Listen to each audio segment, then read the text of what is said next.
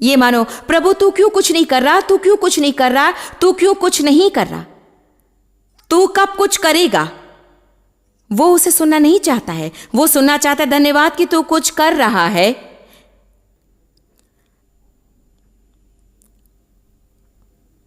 और देखिए, यीशु सो रहा था। ये दर्शाता है कि हम सोचते हैं वो सो रहा है और इसलिए वो नहीं जानता कि क्या हो रहा है, परंतु जब उन्होंने यीशु को जगा कर कहा, क्या तुझे परवाह नहीं कि अब नाश हो रहे हैं, उसने कहा, भयभीत ना हो, मैं हूं।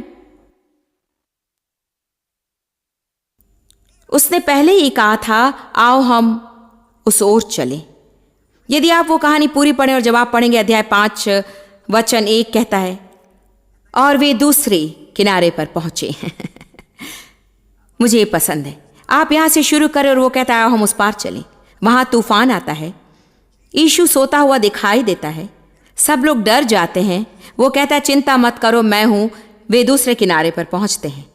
क्या आप जानते हैं वो सच है? हम में से हर एक, वो हमारा अनुभव है, यदि हम बीच में ही हिम्मत ना हारें और छोड़ ना दें।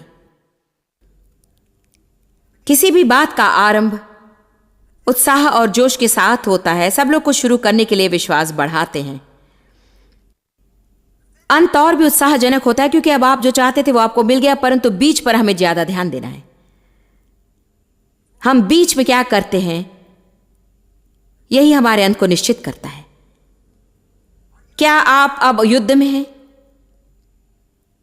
कितने लोग अभी युद्ध में हैं? अपने जीवन में आप में से कितने लोग अभी युद्ध में रहे हैं?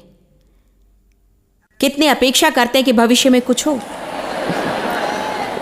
यह बहुत ही महत्वपूर्ण बात है। हम हमारे युद्ध से कैसा व्यवहार करते हैं, वही हमारे चरित्र के स्तर और आत्मिक परिपक्वता को दर्शाता है।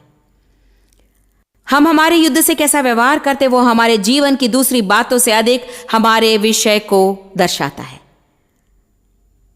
हम हमारी निराशाओं से कैसे व्यवहार करते हैं, हम हमारे शत्रु से कैसे व्यवहार करते हैं, हम राह देखते हुए क्या करते हैं। दाऊद को राजा बनने के पहले गोलियत को हराना पड़ा। यीशु ने कहा, हम उस किनारे पर चले, और फिर तूफान आया। शायद परमेश्वर ने आपको सेवकाई के लिए बुलाया है, या उसने आपको प्रतिज्ञा दी है, या उसने कुछ कहा आपके जीवन, आपका परिवार, आपके धन के विषय में। आप राजा होना चाहते थे तो फिर उस क्षेत्र में कहिए। आप विजय पाना चाहते हैं, आप ऊंचाई पर रहना चाहते हैं।